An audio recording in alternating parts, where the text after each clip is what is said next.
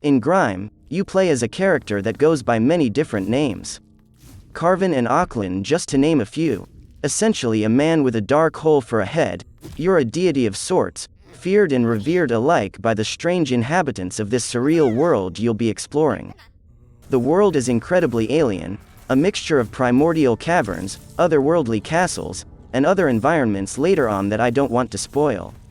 The game world is intrinsically tied to the story, which is primarily delivered through interactions with NPCs that you'll meet along your way. Saying the game has a story might be a bit of a stretch though. It's incredibly ambiguous, and fans of Hollow Knight and Dark Souls will immediately recognize the style of storytelling that Grime uses. It was certainly one of the weaker aspects of the game for me. When both the world and the story are so enigmatic, it's difficult to form any kind of real connection with what's going on.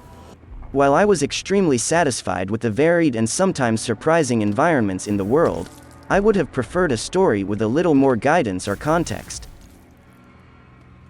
Combat plays very much like Dark Souls. If you're used to the attack, dodge, parry, attack rotation, then you will recognize the combat here.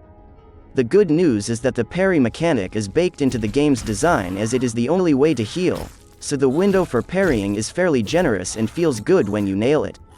The dodging feels very Symphony of the Night, but since it is tied to stamina, it still retains a Dark Souls boundary. The one major bonus for me is that when you die, you do not lose your souls. As much I have enjoyed Souls games, it is refreshing to see a game that borrows from Souls without feeling the need to push its oppressive nature on the game if it's not needed. The game is full of discoverable weapons tied to 3 basic level-up stats: strength, dexterity, and resonance, basically magic, and figuring out how you want to level up for what weapons you want to use is fun, supplying replayability right off the bat.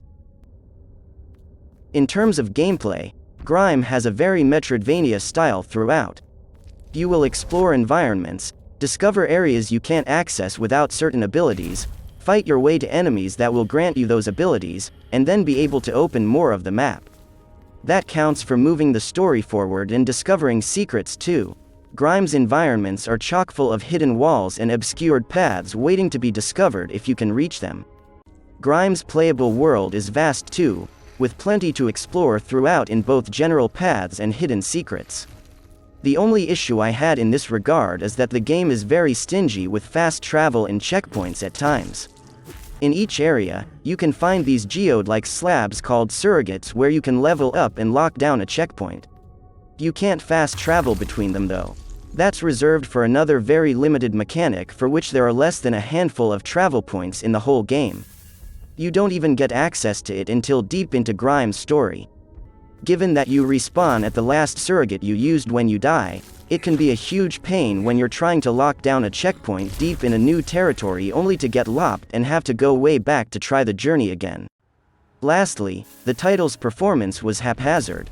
Even when playing on the lowest graphical settings available, certain map areas lagged, some areas more than others.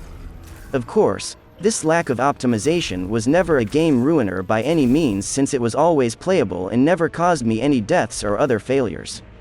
Still, it is worth noting, so here's hoping these performance faults will be addressed soon.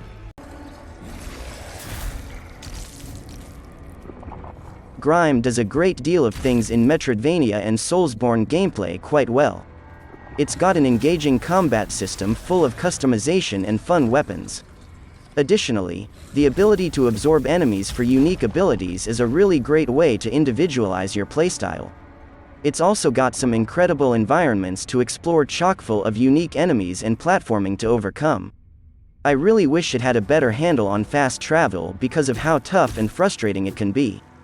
That aside, Grime is an invigorating, fun, and challenging journey with a rather outlandish story and a great handle on action RPG platforming and combat. Odcinkon i vonatr, kano, valion.